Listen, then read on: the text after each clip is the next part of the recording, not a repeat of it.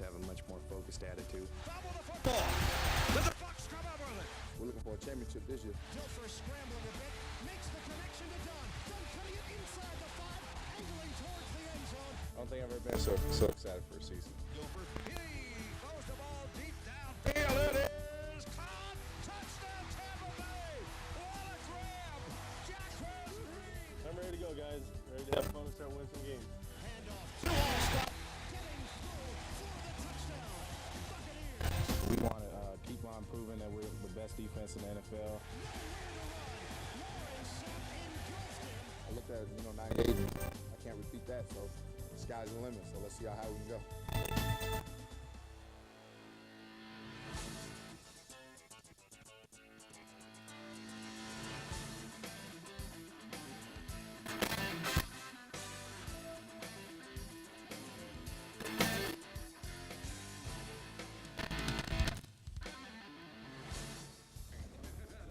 From Hattricks in Tampa, the News Channel 8 sports guys talk Buccaneer football.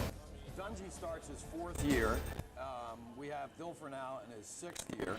A core of young veteran players. Last year was a regression. This is the year this team really has to put it together. For Dungy's long-term security, perhaps, to maintain the faith of the fans that this franchise is taking a positive direction. Yeah, what I've seen in preseason that has really caught my eye is the varied offense. I mean, these are things we've not seen. You were talking about the shotgun formation where Tony said he would never go to it. I think it's all part of the new Tony. I think he's admitted, hey, I've made some mistakes in the past, and these are some things I think we're seeing, like the shotgun comes in. We also see a more wide-open offense, although they won't call it that.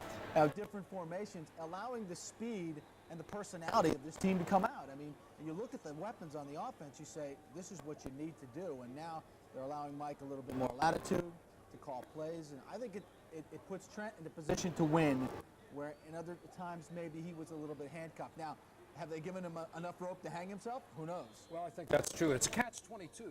Let's face it. I mean, they didn't have the tools before, so they had to be kind of conservative with things. But then again, if you're always conservative, you're never going to get really out of that mode because you're not going to surprise anybody. That was always the comment. Everybody always said, who has the defense? What's the question? Well, not just that, but I mean, who thought we'd ever see 5 receiver sets?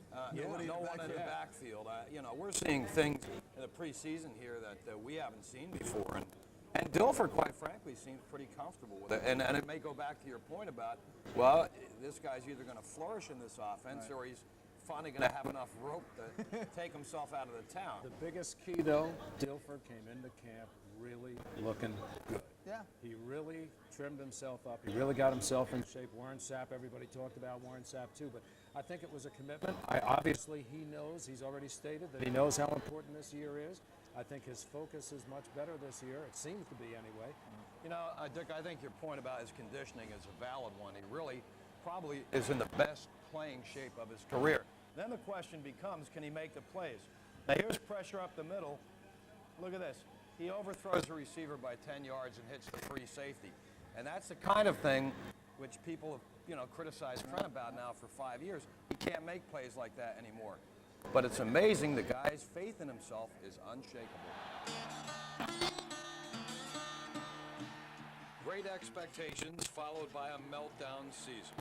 1998 was supposed to be the year. It was the year the Bucs and Trent Dilfer would overcome Brett Favre and the Packers and become the #1 team in the NFC Central.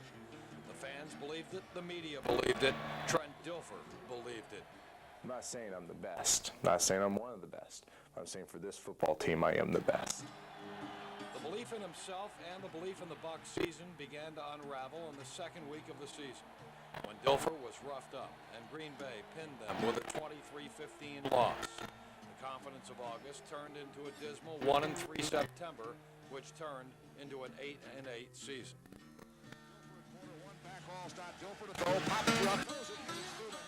The Bucs passing game wound up 27th in a 30-team league, and it was Dilfer who became the fall guy. His critics have been calling for his head. His critics say he will never be the man. And Dilfer went on national TV to send out his message.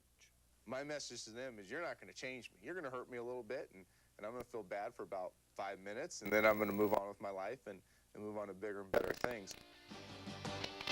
Well, it wasn't a bigger Trent Dilfer who showed up for training camp this summer. An intensive off-season workout regimen left him in the best shape of his life. And Clyde Christensen was given the assignment to work with him as a new quarterback coach. Technique and fundamentals is key. It carries you through. And gives you a chance. It's kind of a unique role, but you have to have a relationship with them. They got to believe in you. They got to trust you. Dilfer to throw. Left side, open receiver. Dilfer has responded to the challenge of competition from two new quarterbacks. He has had a productive preseason. Trent Dilfer may be facing his last chance to prove what he told me a year ago, that he is the man to take this team to a championship. The more veteran people you get, the more things you can do, and the more little tinkering you can do with the plays, and that's what we've done, and I don't think it's anything major. It's helped us, and you know, we still just need to execute well. Clearly, it will be the most important season of Trent Dilfer's football life, and his future in Tampa Bay probably hangs on the outcome. Of course, the Bucs brought in guys to push Trent this year. We have Eric Zier here, Sean King, who's a few years downstream, but there's a great throw right there by Zier, and Bert Emanuel drops the ball. So if you're going to criticize Dilfer, you also have to criticize the receiving corps. Well, you definitely do, and I think one thing that we can say is they finally have depth on the receiving corps, and hopefully it's all going to come around for them. They've actually gone with enough to make some very wild sets and wild looks. And with the money Bert's making, he's got to step up and play. There's no question about it. He's got to make plays. He's got to make that catch. He's got to make that catch, and the other guys have to be more consistent. We talked about the Bucs 99, the sky's the limit, is brought to you by